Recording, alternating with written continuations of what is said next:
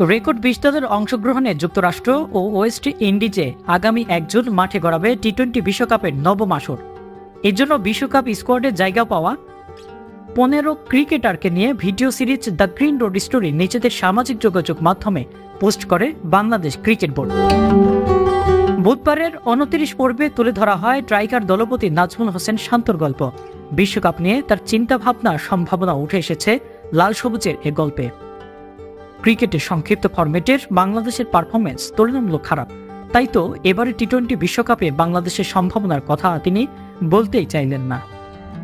প্রশ্নকর্তাকে নাজমুল হোসেন শান্ত বলেন, সম্ভাবনা আমি বলতেই চাই না, কারণ আপনি চান বাংলাদেশ শিরোপা জিতুক, খেলোয়াড়রাও চায় বাংলাদেশে দল কাপ জিতুক, এটাই সবচেয়ে বড় লক্ষ্য। কিন্তু অধিনায়ক হিসেবে গুরুত্বপূর্ণ হলো প্রস্তুতিটা ঠিক মতো নিয়েছি কিনা, ছোট ছোট কাজগুলো করছি কিনা, প্রক্রিয়াটা ঠিক আছে কিনা। এই জিনিসগুলো যদি আমরা ঠিকভাবে করতে পারি, প্রতিটি ম্যাচে আমাদের শক্তি অনুযায়ী খেলতে পারি, তাহলে ফল আসবেই।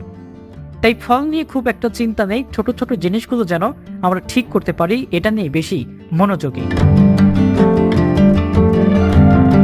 গত বছর ভারতে হওয়া ওয়ানডে বিশ্বকাপের 2টি ম্যাচে দলকে নেতৃত্ব দেন তিনি। সেই সময় মূলত ছিলেন সহ অধিনায়কের দায়িত্বে। পূর্ণাঙ্গ দায়িত্ব পাওয়ার পর প্রথমবারের মতো বিশ্ব আসরে দেশকে নেতৃত্ব দিচ্ছেন নাজমুল হোসেন শান্ত। অন্যদের মতো তিনিও গর্বিত। প্রত্যেক ক্রিকেটারকে স্বপ্ন থাকে দেশের হয়ে প্রতিনিধিত্ব করা। তারপর যদি বিশ্বকাপের মতো আসরে এ ধরনের সুযোগ আসে, তাহলে সেটি অনেক গর্বের ব্যাপার। দেশ দেশান্তর 24 খেলাধুলা খবর।